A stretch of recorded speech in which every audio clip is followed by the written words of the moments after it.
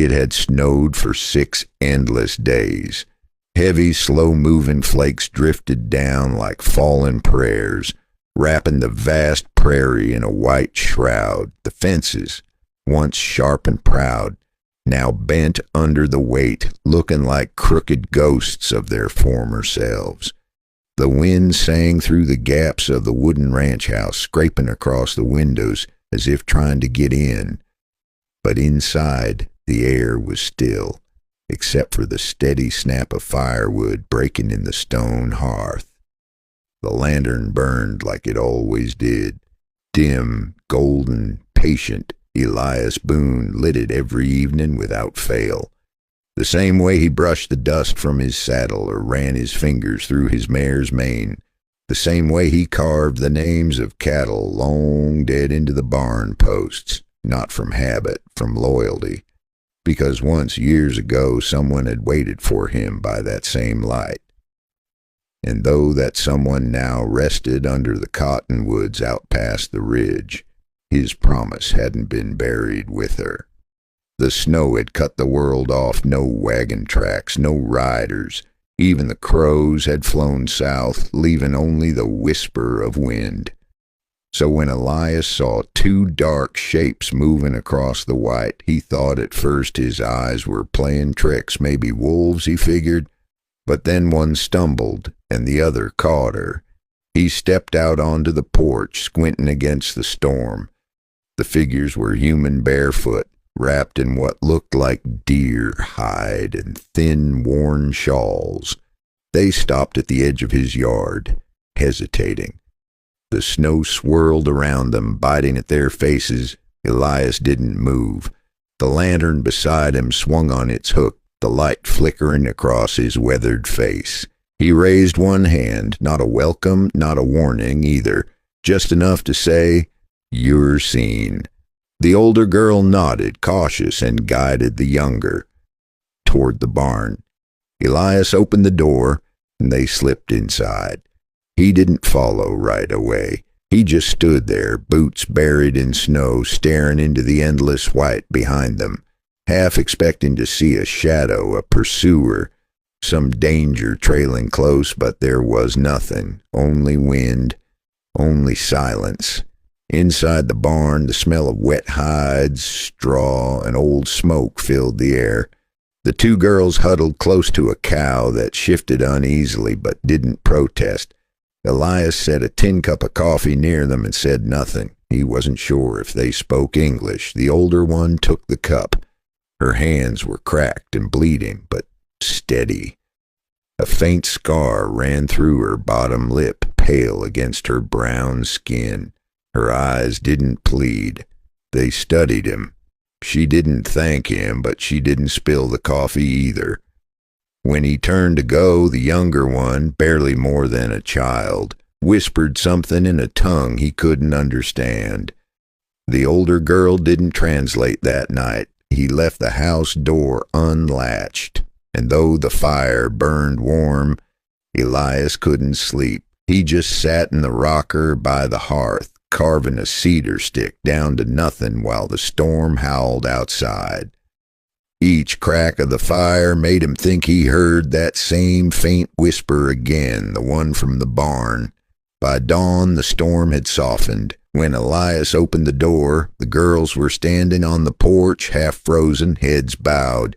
He didn't speak, just stepped aside. They entered slowly. It took hours for their trembling to stop.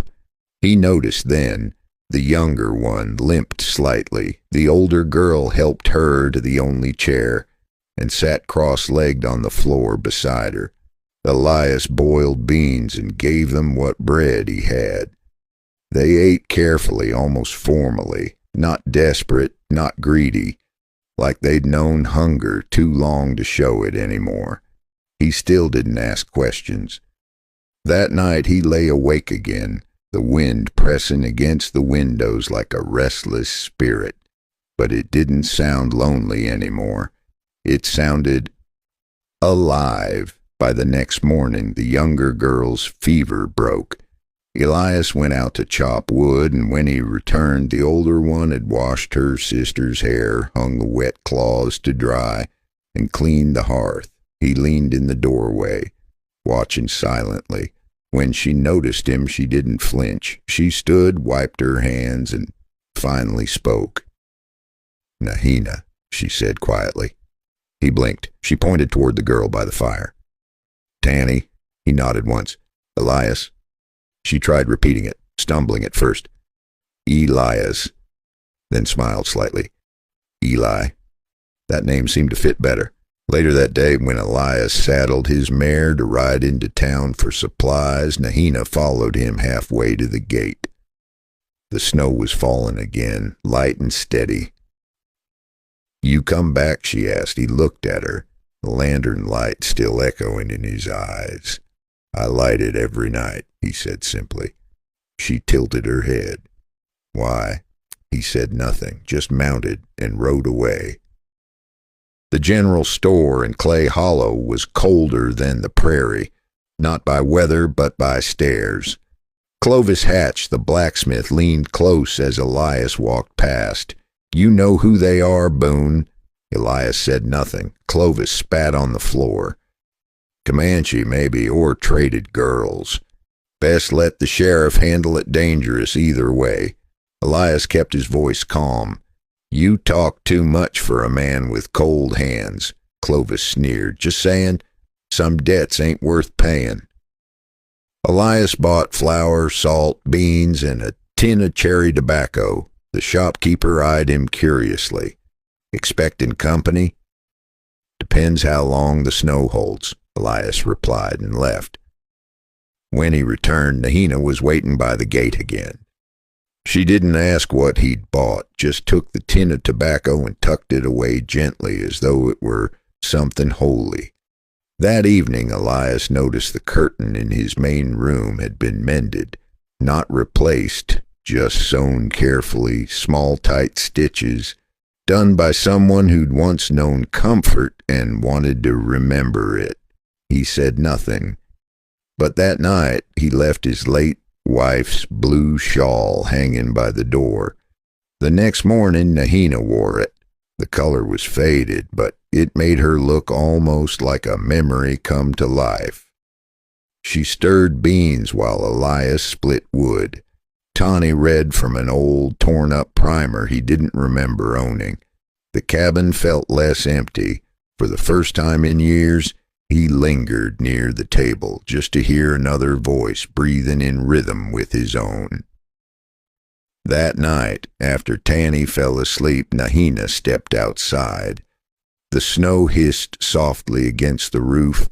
She stood bare-shouldered on the porch, letting the flakes melt against her skin. The blue shawl clung to her like an old promise. Elias joined her quietly. "You quiet," she said without turning. "So are you," he answered. She smiled faintly. "This place safe?" He hesitated. "It's far from most things, safer than many." She turned toward him, her eyes catching the lantern's glow. "You alone long time?"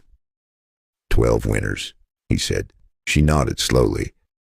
"I remember fire, our old home, mother's voice, deer stew, then guns, men, not kin." Her breath caught. "My uncle traded us for bullets." Elias said nothing. His jaw tightened. "But you didn't ask," she said softly. "I've seen too much to stare," he replied. She touched his hand gently. "You think we stay?" He didn't answer, not in words, but that night he left the door unlatched again.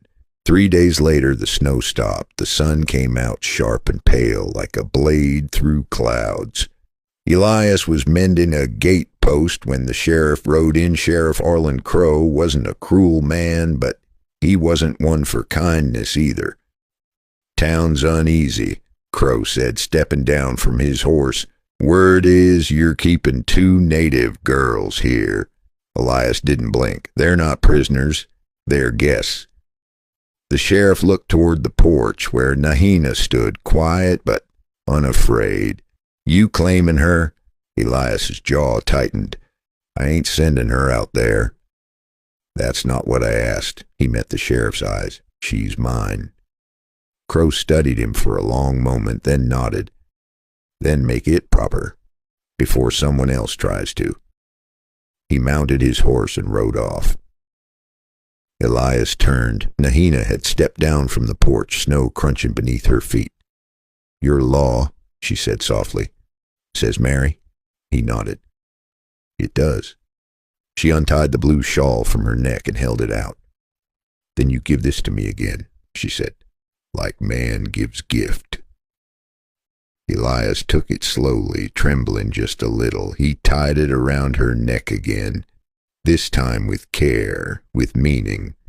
They didn't speak of love, but in that small, quiet gesture, in the breath between them, it lived. That night, the lantern glowed brighter than it ever had. Elias sat beside Nahina while she rested her head on his shoulder. Tani slept under a quilt by the fire outside.